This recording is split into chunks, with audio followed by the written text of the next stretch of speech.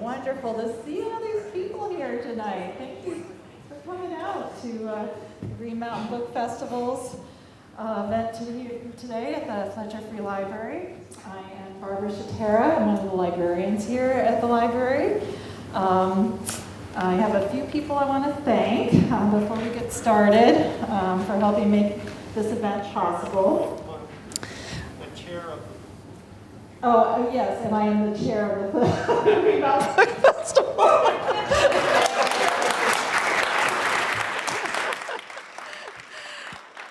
I'm a pretty classic introvert. I try to go under the radar.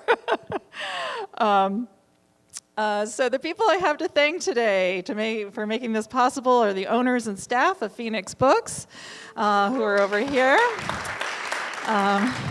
Vermont Humanities, the Friends of the Fletcher Free Library, my fellow board members at the Green Mountain Book Festival, and the Greater Burlington YMCA Black Youth in Action, who set up the space for us last night.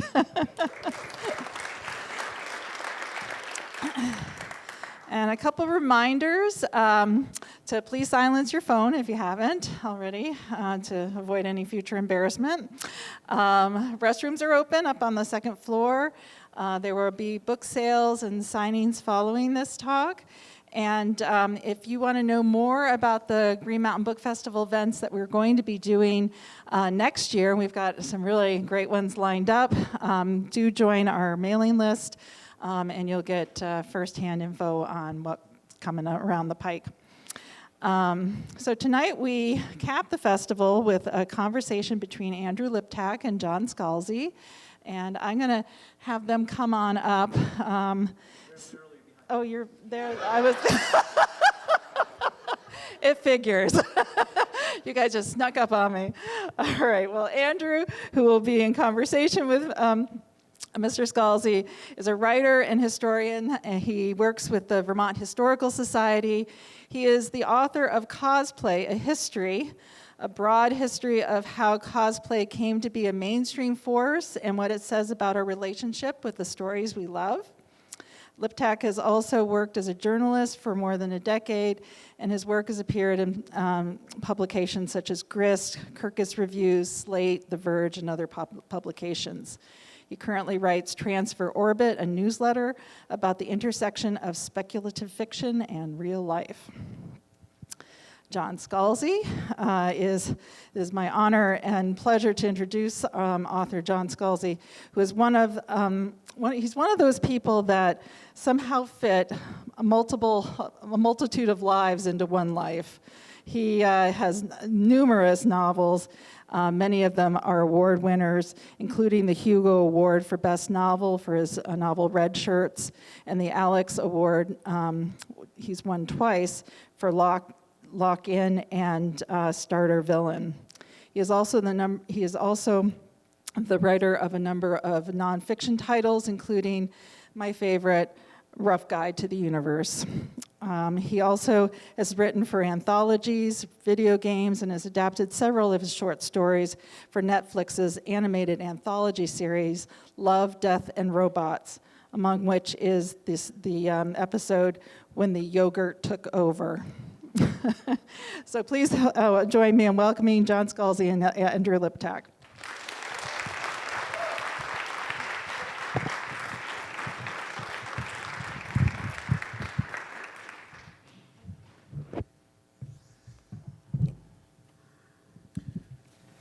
Oh, hello, Andrew. Hello, John. How are you? Inaudible. Hang on. Inaudible. Hold on. Can you hear me now? Yes. Okay. You are amplified now. Well, first of all, thank you very much for coming to Vermont. We You're really appreciate it. You're welcome. I was in San Francisco yesterday, so that was quite a journey. I got in last night. I went to Al's Fries, and then I went to sleep at 8:30. So clearly I have experienced the Burlington nightlife as it is meant to be experienced. You haven't had your maple syrup shot yet. I have not had the, I told people I went to Al's, they're like, did you have the maple creamy? And I'm like, no. And they're like, and I'm like, guys, come on. I just got in. I don't know all the things yet. I know there's Champy, right? The champ. I went to the lake, did not show up. I was a little angry about that. I was like, I made the effort. Where's my cryptid? Did not arrive. A little bitter. But I did see somebody with Champy on their hat. You did? Yes, I did. That was very good.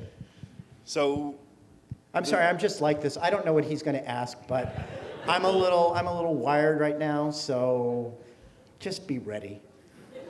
first question. So the first question I've been soliciting from some friends, and the first one's, how dare you? I don't know. It's just, That is fair, and I think that probably relates to my tendency to make you care about characters and then just getting them out of the way. I think that is one of the things that I do quite a lot. Not to the same extent as George Martin does, but who does that? Nobody does it like George Martin does. But I remember, so I have a daughter. My daughter who would not read most of my stuff, or won't read my stuff when she was growing up, because it was weird to read books and these characters knowing that they came out of your dad's brain. That's just weird. And so there was a book I wrote for her that with her in mind called Zoe's Tale. And she had never read it. And I was on book tour, and I think this was 2014 or 2015. And I didn't know she was reading it until I got this all-capped, outraged text that said, "How could you do that to Enzo?" And I don't know if you know what happens to Enzo, but nothing good. And so I was like, oh, so this is how I find out that my daughter has, in fact, read this book. And then secondly, she has joined the legion of people who are angry with me for what I have done to their favorite characters.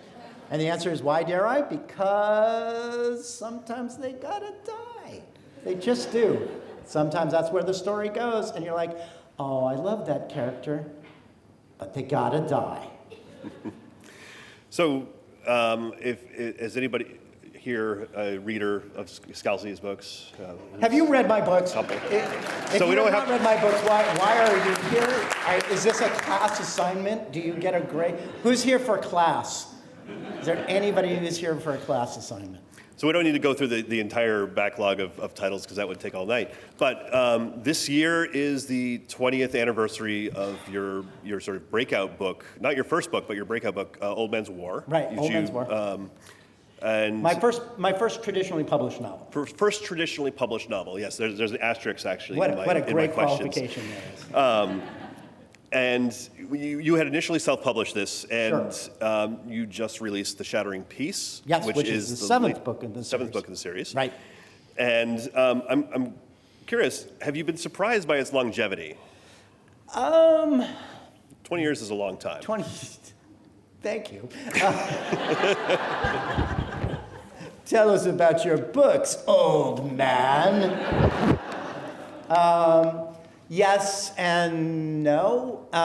The first is, you have to understand that I didn't intend to be a novelist in the first place. Like, I had started off in journalism, and when I wrote Old Man's War, most of what I was doing was freelance nonfiction writing. I was writing nonfiction books, and I was doing work for financial services companies and tech companies and stuff like that. So I had this whole other life as a writer, and I wrote the novels, and then they sold, and so Old Man's War sold to Tor in 2002 for the incredibly immense sum of $6,500, right? Laugh now. And I remember saying to Chrissy, my wife, I was like, look, what's going to happen is this will come out, it will do what it does, and then every 3 or 4 years I will come out with another novel. I wasn't thinking like sequels, I just thought like different novels. And they'll come out and they'll pay me about the same. And then I'll go to like these conventions and they'll be like, oh yeah, you're that guy, you're the guy who wrote that, yeah, oh you, yeah, fine. You know, and that will be it, right? So I wasn't expecting to be a novelist, period. And then Old Man's War took off and they were like, you have to write more novels. And I'm like, do I? They're like, yes, here's money. And I'm like, I guess I do. And then off we were to the races. And now it's 20 years later, and writing novels is what I do full time. I did not expect to be in this position at all. Like you would have told 35-year-old me, it's like, you'll be in Burlington in front of a room full of people. And I'm like, what did I do? Are they judging me? Will there be tomatoes involved? That comes later. Yeah, that comes later. Be like, yes, now comes the pelting of the vegetables, as is tradition here in Burlington. And then Champy arrives. But so I didn't expect that at all. So the idea that 20 years later, not only would I actually be a novelist, but that there would be a series of these books, because Old Man's War just came out as a book. I wasn't expecting to do a series until Tor came to me and said, you made money for us, make another. And then, okay. And just kept going. And so, yeah, it's absolutely, completely a surprise. But having said that, Old Man's War is one of those weird books that sells exactly the same number of books every single year it has been out. And it is a significantly large number that if all I ever did was Old Man's War, I would still be okay, right? Because of that, and because then that means that the books in the series have also sold reasonably well, and so on and so forth. It is not a surprise that when I put out the 7th book for the 20th anniversary, I did plan that, that there was still interest in it and people were still excited about it. I am gratified that prediction of ours, like, let's put out the book for the 20th anniversary. People will like that. Let's repackage the old books in the series in trade paperback with thematic stuff that puts them all together so people will want to collect them all, was also a pretty cool idea. I keep bumping into this. I'm going to move that. I'm still going to bump into it. So all of that, once we knew the ball was rolling, it would make sense. But ultimately, it goes back to, no, this is all a surprise to me. Literally did not expect to be a novelist. It just happened, and I just rolled with it, and now here I am in Burlington. So one of the interesting things is, over that 20 years, there's a perception of science fiction writers just sort of churning out installment after installment after installment. You haven't done that with this series, and No. you've actually spoken about how you've sort of resisted that, like every year new adventure of the same characters. Yeah. So I'm curious, how do you determine what the bar is for adding a new book to the series? So this is a complicated question. The short answer is, I am in a fortunate place where I don't have to continue my series.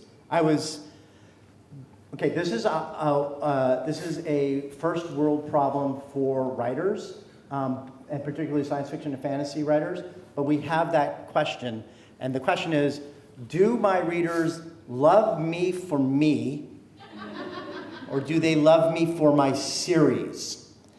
And you might think, and I see the other writers in the back going, yep, that's a thing. But what that means is, if I put out a book that is not in my most famous series, are you still going to buy it? Or are you just going to buy the things that are in my series, and when I put something else out, it sells at like a quarter or a fifth or a tenth of whatever it is my most famous series is? And you wouldn't think that would matter because it's like, you're getting paid, shut up, right? But it is a thing that we are concerned about. I have been very fortunate that in addition to the Old Man's War series, there have been other series that I've done that have been well received, and that my standalone books like Starter Villain or Kaiju or When the Moon Hits Your Eye or Red Shirts have all done very well as well. So that means you like me for me. Thank you.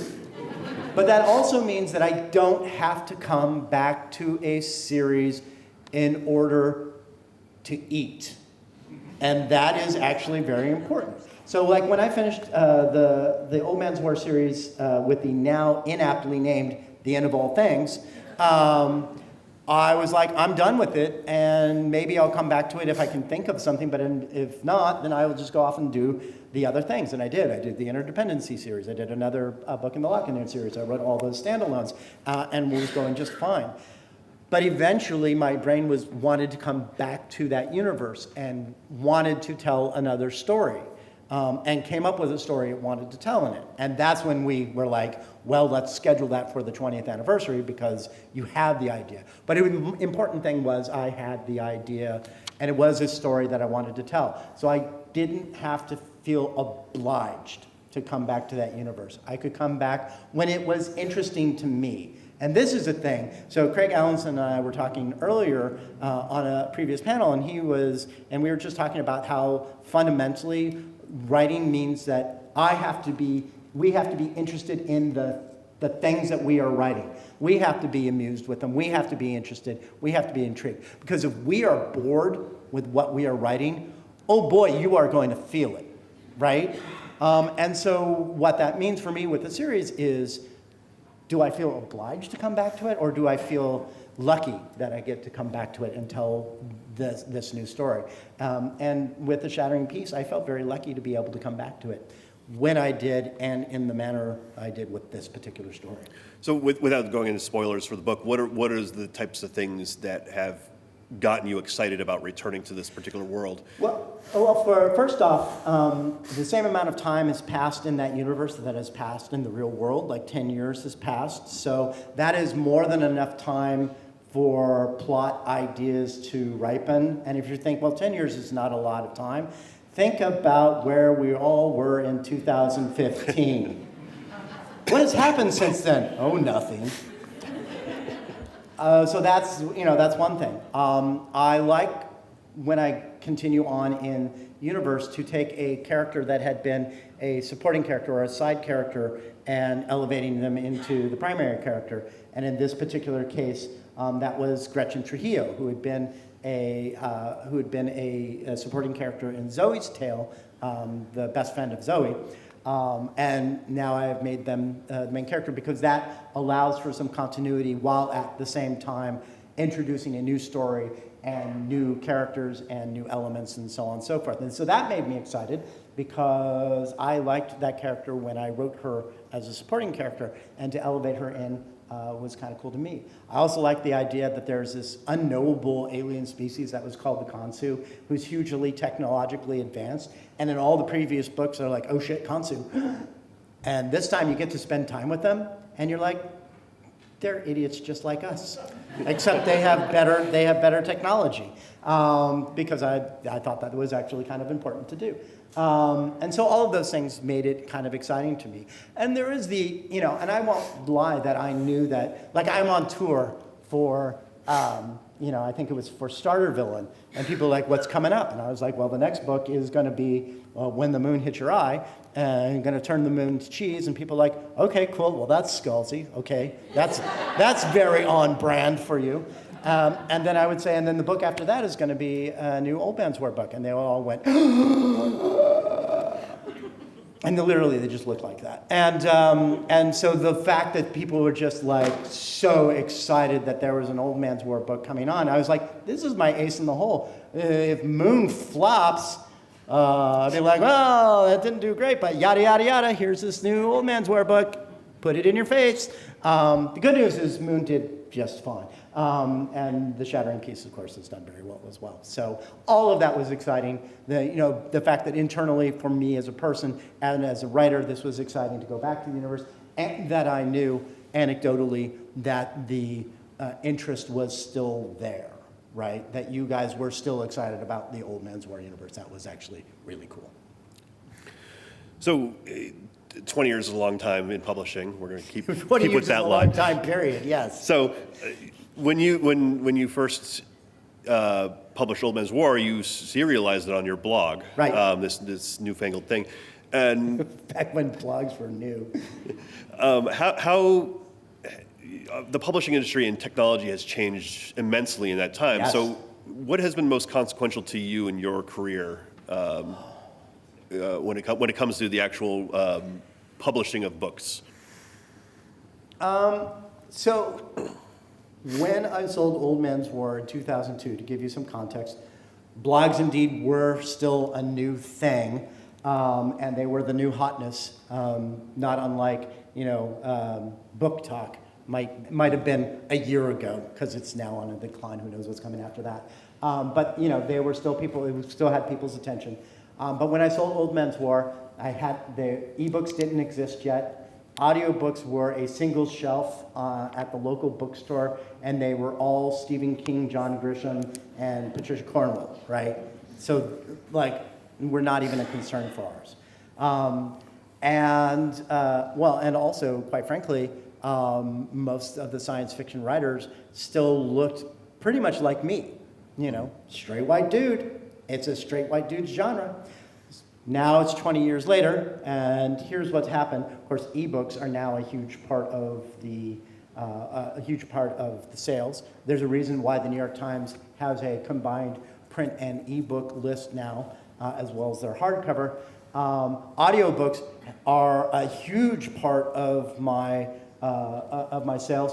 Starter Villain sold 1-to-1 in audiobook versus print and ebook. And that's partly because Audible treats me very well. They made a TV ad for Starter Villain. And I knew about it because my mother called me up and was like, I saw an ad. And I'm like, okay, thanks, Mom. So those are both, from that point of view, the opportunity to sell books has expanded immensely, because some people wouldn't buy books, but they'll buy ebooks because then now they have space for them, or they just prefer electronic. There's a whole audience that didn't read before they had audiobooks because they were commuting. The time that they would have spent reading was actually the time that they were in their car, and now they can read because they have the audiobooks. There was a stat recently that came out that said the amount that people read these days is down 40%. And people are like, what does that mean for literacy? It means nothing for literacy. No one has fucking time anymore, right? Think of everybody who's worried about their jobs. They have to get second jobs. They have to do all this stuff with their families and everything else that they're doing. Reading is a luxury item. You make time for it when you are done with everything else you do. And so all of a sudden here are audiobooks that co-occupy that time while you're driving or while you're jogging or because don't read a book while you're jogging. Or driving. Or you drive. Please don't. This is how you die, and you might take someone with you. So this has been hugely consequential. Also consequential is the fact that science fiction doesn't just look like me anymore. The most consequential science fiction writer of my generation is not me.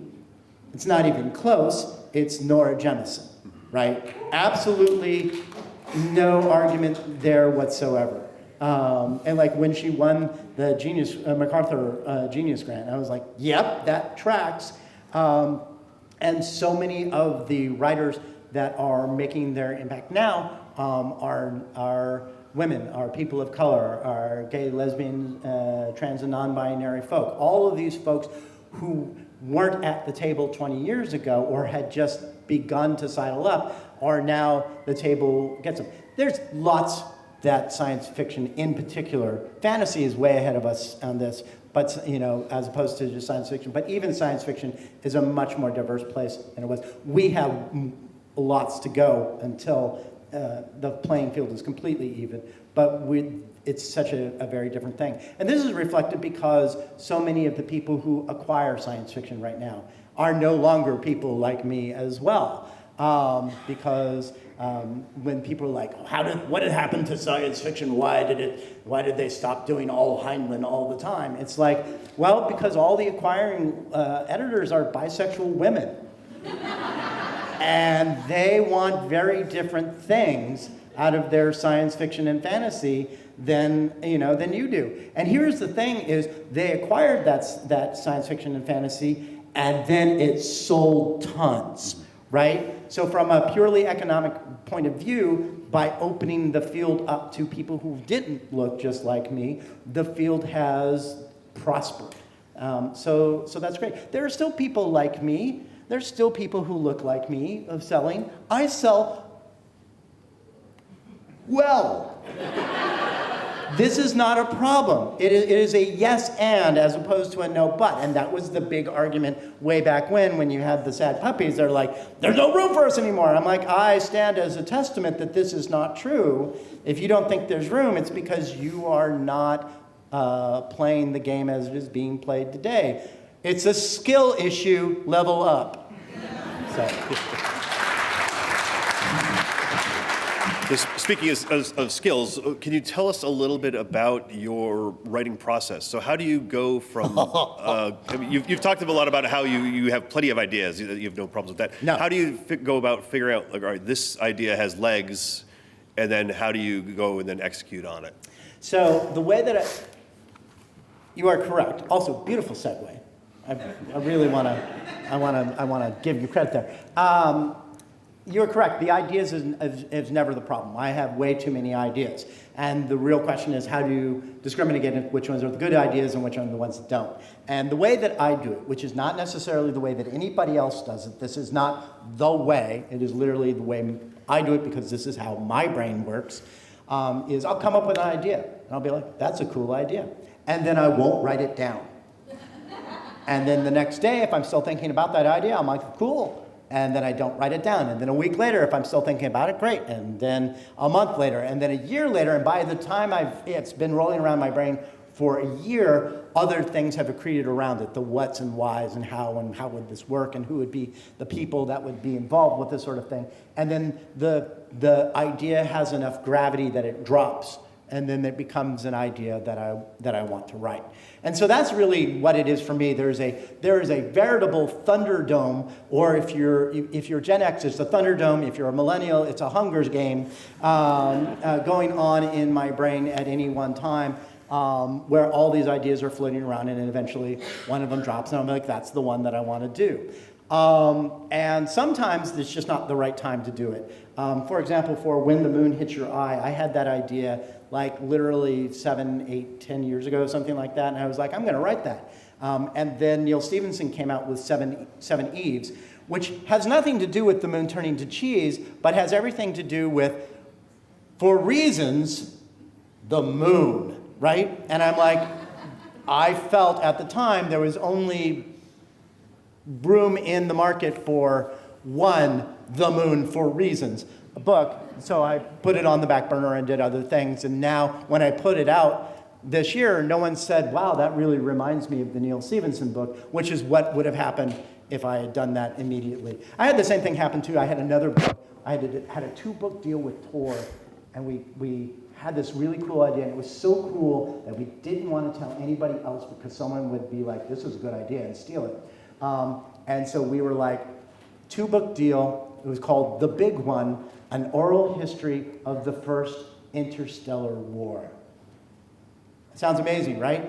Signed the contracts. Literally 2 months later, World War Z, An Oral History of the First Zombie War comes out. And I remember sending my editor, Patrick, an email. I was like, is this going to be a problem? And he was like, I don't think it's going to do very well.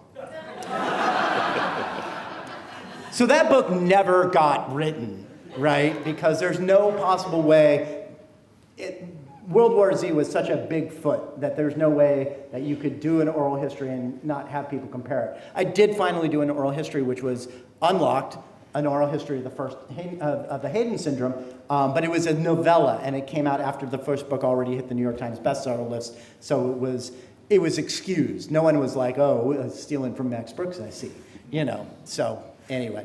But that's how I do it. I let them roll around, and eventually they will select themselves. And then I tell Tor, and they're like, okay. Like, again, with the moon. What are you going to write? Oh, I'm going to write about the moon turning to cheese. Fine. So how much consideration do you put into the market? You were talking about other I don't say competing books, but there's other books that are going on. You've got worldwide events that are happening. You had spoken a bit about how in 2020 you had started to write a book and then just sort of got bogged down and just weren't having fun writing it. Can you talk about how those sorts of things, rather than just sort of the straight up creativity of writing, how those other forces sort of impact what you decide to So put together? generally speaking, and at the risk of sounding obnoxious, I'm at a point in my career where I don't worry too much about what other writers are doing or what the trends are, because I have a large enough reader base in and of myself that I know that whatever else is happening, there will still be people who want to buy my books. So I don't spend too much time prior to worrying about, am I going to catch, there's not going to be a romantasy book from me, right? There's just not, right? I know, it's a heartbreaking, isn't that?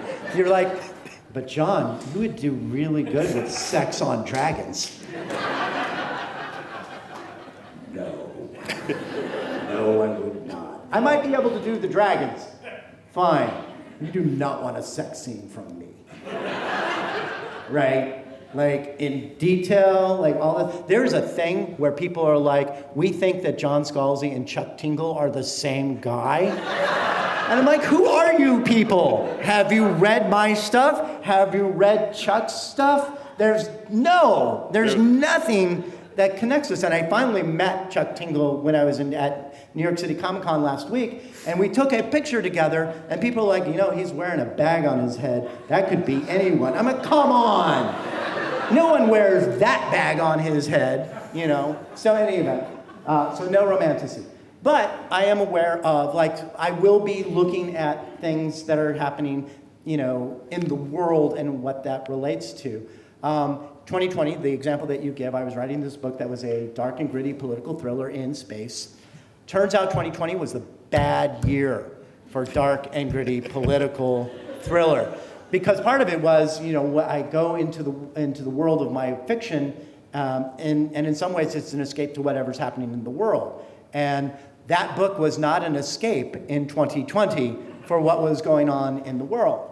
It really, really wasn't. And I ended up not being able to finish that book and telling my editor, you'll have to pull that off the schedule. And it was literally the first time I had ever failed to write a book. And he was like, all right, we have already done the press release and the cover, but it's fine. And then I literally went and took a shower, and my brain, which had known all this time that I was never going to be able to finish this book, was like, oh, while you were freaking out about that, I had this second thought that was in my head, and here it is, Kaiju Preservation Society, and it just literally just downloaded into my brain. I got out of the shower, toweled off, and wrote an email to Patrick. It's like, hey, remember how I was freaking out and I wasn't going to have the book that was due on time? Give me 6 weeks and I will get you a book.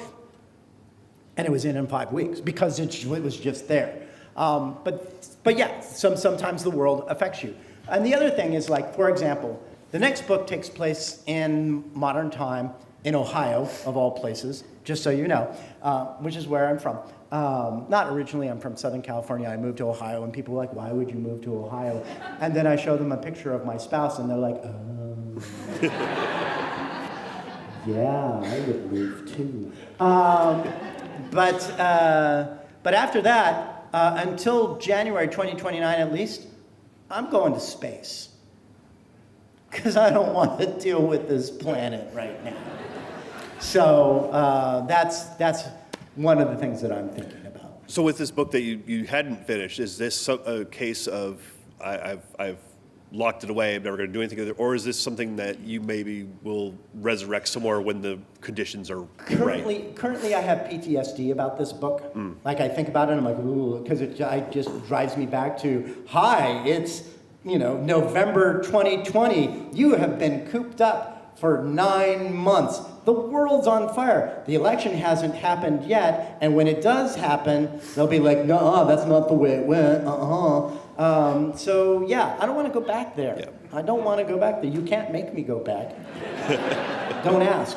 It might eventually become a time where I'm no longer feeling that, and maybe I can approach that particular story. But that particular story, if I never visit it again, it's okay because I have other stories that I want to tell. No shortage again, of ideas. Again, no shortage of ideas. There's lots of stuff to do, like turning the moon to cheese.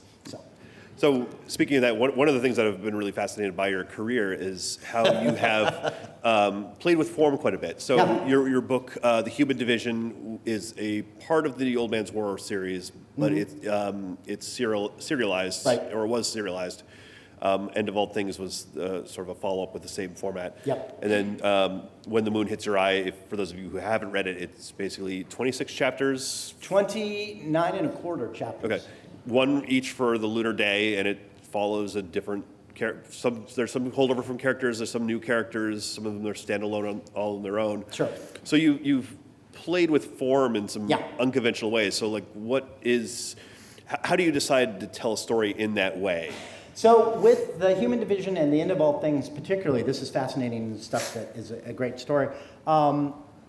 I had finished Zoe's Tale. I had been thinking about going back into the Old Man's War series, but I was like, you know what? I just want to write some short stories in that universe. At the same time, Tor came back to me and said, we want to start, because this was 2011, 2012. It's like, we want to start experimenting with selling shorter things and seeing what the appetite was, because they hadn't started selling short stories or novellas yet.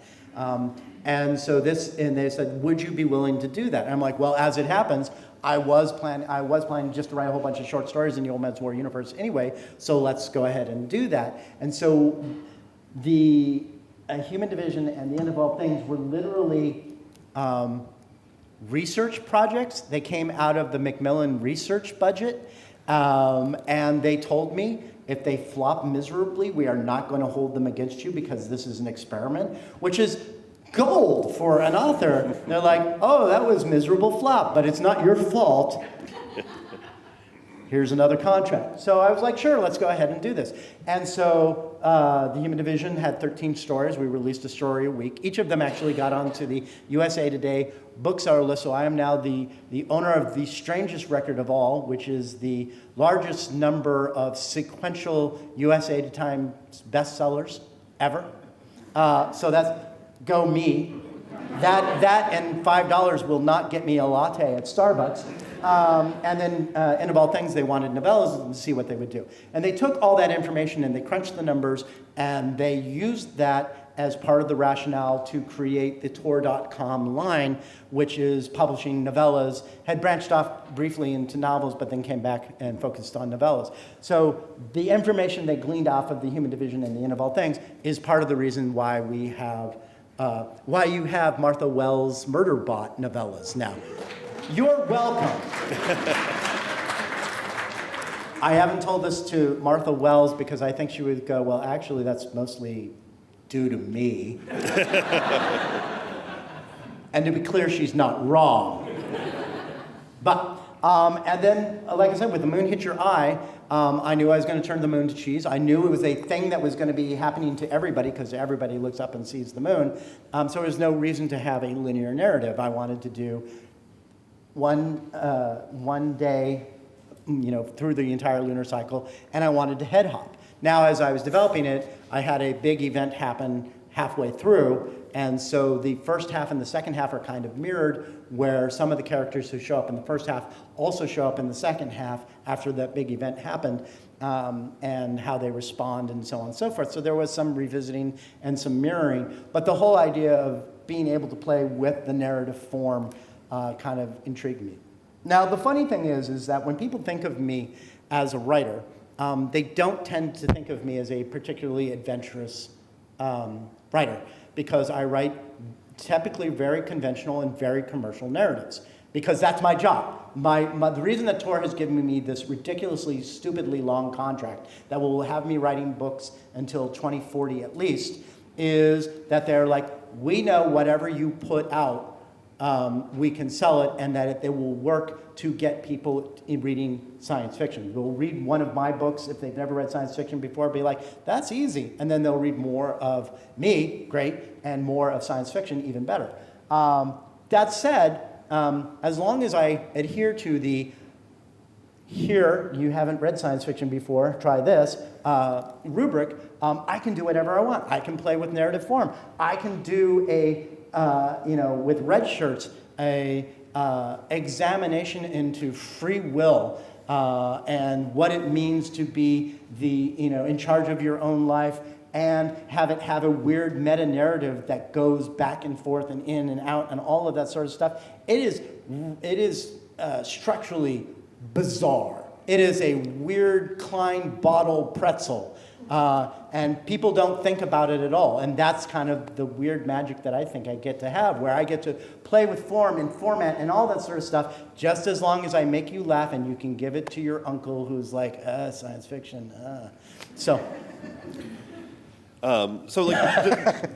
Thinking of you as an entry level science fiction. Entry-level science fiction is fun. Yeah, absolutely. Where do you see the field going in the next couple of years? And you obviously plan to have a role there. So, what do you hope to see, and what do you think of the state of science fiction? I am the tick of science fiction. I have dug in, and you can't get me out. Try to burn me or, put oil on me, I won't get out. I do remember you saying that you aspired to be a cockroach. Yeah, no, this is what I said. There are three types of writers. There are dinosaurs, there are mammals, and there are cockroaches. And dinosaurs are the people who have come up during a previous model of publishing, right? Like when everything was just hardcovers, right? And then all of a sudden everything changes because ebooks come in, and traditional publishing gets challenged by self-publishing and all that sort of stuff. And some people can't make the switch, and so they inevitably die off. Then you have the writers who are the mammals, who come up with whatever the new form of publishing is. And that's great, but eventually they become dinosaurs as well because they can't adapt to the next thing. And then you have the cockroaches, and those fuckers just keep going, right? Whatever, what are we doing now? We're doing ebooks? Great. What? Oh, we're doing audiobooks now? Cool. Oh, we're serializing things? Sweet. And they just keep doing it, and they adapt and adjust to everything. And so when I say I want to be a cockroach, that's kind of what I mean. It's like, hard to kill, continue to put stuff out. But where I see science, it's very interesting time in publishing in general. I don't know if you've been keeping up with the news, but we have a bunch of censorious dickheads in charge right now. And the problem with censorious dickheads is anything they don't like, they try to expunge from the culture. So that's going to be a challenge for science fiction and fantasy in general, because as examples of imagination, science fiction and fantasy, quite a lot goes on there that is innovative, that is sort of frontier challenging, that is rule breaking. Not all, #not all science fiction. Some of it is extremely conventional. You will still have basically what we call stew fantasy, where everybody meets up at the pub for a hearty bowl of stew before they go off adventuring and all that sort of stuff. And there's nothing wrong with any of that sort of stuff. But there's a lot that is formally challenging in terms of structure. There's a lot that is formally challenging in terms of narratives and who is getting to tell what stories and when. So in the immediate future, there's going to be a lot of challenges for the field in who gets to continue to tell stories. And certainly adult science fiction and fantasy will feel that, but even more so is YA science fiction and fantasy. If you look at the books that are challenged over and over and over again, they are the books they're not my books. I have never had a challenge, right? But they are the books that service young people, right? That introduce them to new ideas and new concepts. The censorious dickheads quite correctly realize that if you can squash it there, then those people who have not had access to mind-expanding fiction, whether it's in science fiction or fantasy or anywhere else, will not seek it out as readily when they're adults. So that is where the battle is going on right now. And YA is absolutely part of science fiction and fantasy. If you look at the most successful YA books in the last 2 decades, they have been fantasy and science fiction. So this has implications for all of us. So I think for the next few years, at least, writers, librarians, booksellers are going to have to be dealing with the censorious dickheads. And it's going to be a challenge because we get tired, but they don't, right? Mm-hmm. It's hard for people to understand the extent to which the censorious dickheads are true believers, right? They will never stop coming. And all of us like, surely that this is the battle that ends this. It's like, no, life is not like fiction. There's not one grand battle and we are done and we declare victory and go home and have our happily ever after. We will fight this battle until we're dead, and we will have trained our children to continue this fight when we're done. So this is a monumental battle that we will be fighting in science fiction and fantasy in particular for the next 4 years, along with everybody else who publishes books. And it's easy for me to say, as someone who writes adult science fiction, who is a cis, white, straight male of no uncertain means, that yes, I will fight this fight, because there's very little consequence that will hit me. As I tell people, in this new regime, there is a flood, and I will be the last to drown. So it is very easy for me to say, yes, fight that fight, do that fight, make that fight happen. And it's very different for someone who is trans and a writer, who is black and a writer, who is a woman and a writer, or some combination thereof, any of these sorts of things, because the amount of scrutiny, the amount of power that is being brought to bear on them is so much higher and more significant than me. And the only things I can do is offer support and money, because I do that too, and try to have their back as much as possible. But it's absolutely true that I will not bear the brunt of most of this. Someone else will. One of the things I find most frustrating in this moment is that we see people talk a lot about how science fiction needs to be there to inspire and to instill an interest in science and this. And sure. But at the same time, we are cutting back heavily on research, even as we are seeing some pretty incredible things happen. Like we're going to space more often than not. Yeah. We're going to be going to the moon in theory in a couple of years. Mm-hmm.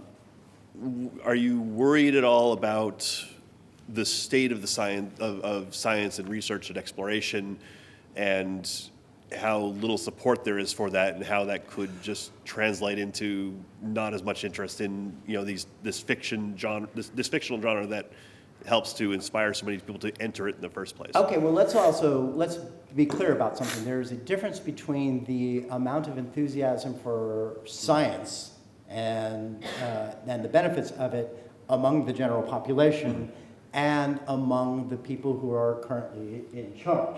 That's not even just me saying that. Go look at the polling. It is absolutely there. So yes, the thing is that we are in the very early stages of the drawback, the governmental drawback from science or from health services or any of that sort of stuff. And it's early enough that people still are not seeing the consequences. They will begin to feel them real soon. Have you checked your ACA premiums? They're going to go up real soon. And once that happens, then that will be interesting to see what the consequences of that are. But let's make a very clear division between the anti-science dickheads who are I use dickheads a lot because there are so many other words I can use, but dickheads works. The dickheads who are currently in power and who are pulling the legs out from science because black people might be in there, and people in general who are like, no, thank you, I would actually like to have my vaccines, right? So there's that. So I don't think that the urge for science fiction is going to go away. I do also think that a consequence of this is that, and I don't want to overstate this, and I don't want to make it sound more dramatic than it is, but the idea that science is rebellion is something that is actually going to happen. I went and I got my COVID vaccine before I went on tour. And as I was being jabbed in the shoulder for my COVID vaccine, I absolutely 100% said, "Fuck you, RFK Jr." because I know that that's not what he wanted me to do. All of that sort of stuff. And so I don't want to over-romanticize it or over-dramatize it. I don't think there will be roving bands of teenage scientists who are like titrating against the system or anything like that. Let's be very clear what's not going to happen. But I do think that people are very much aware that there is a political reason for the anti-science thing. That correlates very highly for the political reason for censorship. That correlates very highly for anti-DEA sentiment. All of this sort of stuff. All of that correlates, and all of it comes down to, in one form or another, white supremacy, here in the United States at least. And I don't know why people want to live in a world where white people are in charge and yet science is trashed, global or economic disparity is higher, and half of our population, one way or the other, is seen as the other. But that's where we are. That's where we are right now. White supremacy sucks. Speaking as a white man, don't do it. Not even once. Just don't. But that's where we are. I don't think it will affect the appetite for science fiction, because just like a bunch of extremely conservative people love Rage Against the Machine, even though. For the same reason, a lot of these dickheads really, really love science fiction, and they don't understand that a lot of it is antithetical to everything that they stand for. So science fiction and fantasy will be fine in this new regime, given the caveats that I've already said, and also.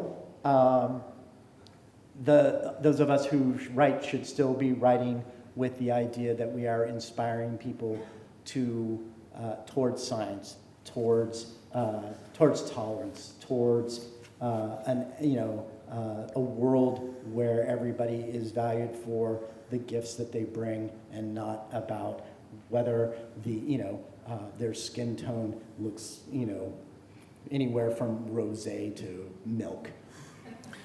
And I'm sorry, I got political. I don't know if you knew this about me. They're coming for me one day. it's good, Dave. I'm wondering where my gulag will be. I'm hoping it will be North Dakota. And of course, you're going to be you're scheduled to write several more books between now and 2040. 2040. So with that in mind, and before we throw it to the audience for a couple questions, Yeah. what do you have coming up next that we should be looking forward to? Well, I have immediately in November, I have two things that are coming out, which is a short story, which if you already have if you have Amazon Prime, you can already get, which is a time travel story, which is called 3 Days, 9 Months, 27 Years. That comes out, but that formally comes out for everybody on, I think, November 1st. Also, I have a novella that is called Constituent Service, and that came out in Audible last year, but is now going to be in print and ebook. What else is coming out? The book that I am currently writing, the one that takes place in Ohio, I don't want to tell you too much about it right now, but suffice to say, there are things get weird. That will come out next October or November. We'll see you all then. And then after that, who knows? Like I said, I plan to kind of go to space. I have this vague idea of a crime noir in a floating city, but we will see what happens with that. I don't know. And this is the weird thing is that I have books that I just recently got a 10-book extension to the 13-book contract that I already had. And would you like to know what those 10 books are? So would I. And this is, by the way, if you want a real good example of privilege, that is privilege. Where they're like, yeah, we'll give you 10 books. What are they going to be on? I guess we'll find out together. So yeah, that's what I'm doing. Right. We've got time for a couple questions. Okay, I'm going to give you the rules for the questions. Questions in the form of a question. If you want a comment, that's what the signing line is for. I'm going to make you buy a book for a comment. Questions should be one-part questions, and questions should be as short as possible. I used to say make them tweet length, but we don't talk about that site anymore. But make them short as possible because clearly I go on. There are a lot of you. Let's get to as many questions as we can, as compactly as possible. Go. All right, right there. What do you read? What am I reading? Not a whole lot because I'm writing a novel right now and I have to be very careful not to let someone else's style leak out my fingertips. There's one time where I was writing a novel and I was reading Perdido Street Station and what came out of my fingers was weird as fuck. It was neither good Scalzi and certainly not good Mevo. So I tend to, when I'm writing novels, I tend to read a lot of nonfiction or articles or stuff like that. When I'm not reading that, I'm reading books that they have asked me to blurb. So that means that I get to read the science fiction and fantasy that's coming out in like a year or 2 years ahead of time. And sometimes I blurb them and sometimes I just don't have time. So that's mostly what I'm reading at this moment. Next question. How do you fight against the hand that feeds? Like you keep mentioning Amazon and we're in a library and they don't sell their ebooks or audiobooks to libraries. Right. So here's the funny thing, which is that, of course, I have a long-term contract with Audible, and they don't necessarily sell to here until it comes out in Brilliance Audio, and then a library can buy it in CD form. And the thing about it is that everybody has to do their picking and choosing. Like, I work with Audible because Audible has been extraordinarily good to me and they've done a very good job of marketing me and all that sort of stuff. And every single time they ask me, so what do you think we should be doing now? I'm like, libraries. Libraries are good. Have you considered libraries? Do you know how much money you would make if you would service the libraries? So I'm, doing that. But in that sort of thing, again, that is such a huge institutional thing, and you have to, expect that any ship that is turning is going to turn very slowly. I do think, and I can't explain why, I do think that there might be some people in Audible who are like, maybe we should be starting thinking about libraries, and that would be great if they do. But in the meantime, Tor still services the libraries. And again, and there's something to be said about how they do the ebooks and everything else like that. It's always very fraught. I worked with Audible before they had a solid library decision. And so once I was locked in, there's no way to unlock unless I take them to court. And I'm not going to take them to court over libraries, I'm sorry. Again, especially since I can say to them over and over again, have you considered libraries? Do you know they're good for business? They're extremely good. Librarians are lovely people. They will absolutely buy these things in audio if you let them. So we will see. Next question. What led you to start hosting dance parties at science fiction? Why do I do dance parties at science fiction? So, you wouldn't know it to look at me, but I took 2 years of jazz and modern. I can dance like you would not believe. In fact, my wife met me because she saw me dancing and said, that one. That is the one I want. And I will have him. Oh, yes, I will. It was not difficult for her to have me. She was like, you. And I'm like, okay. Oh. But literally, she came up to me and imagine I'm standing there and I got my Coke and I'm like up against a wall, and literally the most beautiful woman I've ever seen in my life comes towards me. Now, I was interviewing like movie stars at the time, so I had some basis of comparison. literally comes up and says, "You and I have to dance sometime tonight." And I said, "Now is good." And we went out and we danced to The Cure's Friday I'm in Love and everything like that. And it was very nice. And I gave her my card, said, "Please call me." She waited 3 weeks. And then when she finally called, we went out and we went dancing again. So we danced all through our courtship. And so many years later, I'm at Capricorn, which is a convention in Chicago, and they have an 80s dance. And their DJ is 19, and he did not live in the 80s. And you could tell, because he was playing all the 80s hits no one liked. Like, they made it up the charts for some reason, but once they went down, they never came back out. And I was like, "This sucks. This guy sucks. I could do better." And they're like, "Fine, come back next year. You can DJ." I'm like, "I will." And I went back the next year and I DJ'd an 80s dance. And of course I nailed it, because remember, 2 years jazz and modern. Met my wife dancing. And so when that happened and they were like, "Oh wow, you actually can do this," then a bunch of conventions started saying, "Hey, will you DJ a dance?" Because dances at conventions were not good.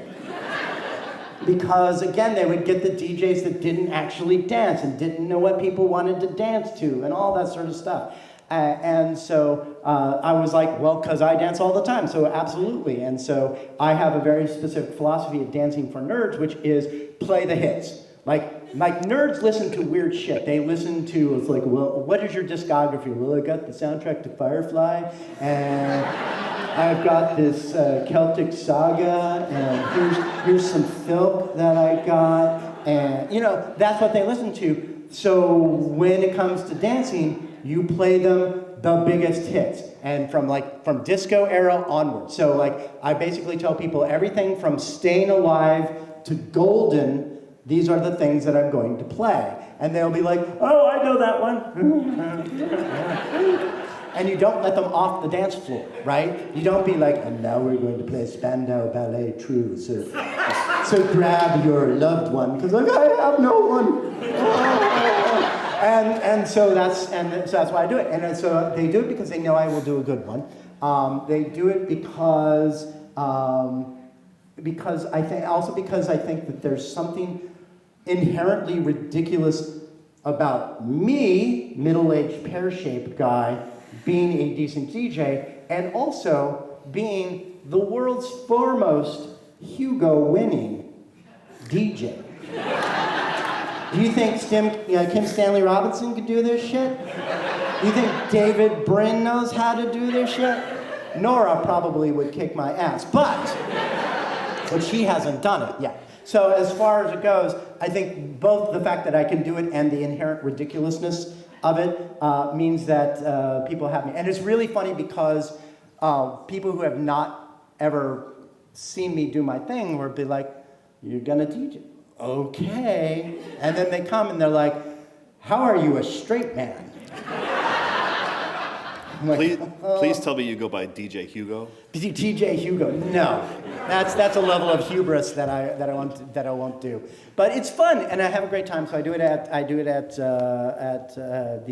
the Worldcon. I'll do it at the next Worldcon, which is going to be in Anaheim. I do it at various conventions that I go to. I do it on the Joko cruise, which is a big nerd cruise out, that goes out every year. We have a nerd prom, and it's a lot of fun. And so yeah, I love to do it. Oh, the other reason is because they don't have to pay me, right? Because I'll just show up. I was like, I got my DJ stuff. I'm ready to go. Let's do it. A couple more questions, and I think we have to stop. Yeah, I was wondering when you were talking about the censorious bastards, if you're worried about self-censorship by publishers, because they're large corporations, the administration has clearly shown that it's willing to... Okay, is there a question here? Yeah, so my question is, are you concerned that, right now, sure, N.K. Jemisin isn't going to lose her contract, but are we going to miss out on the next N.K. Jemisin?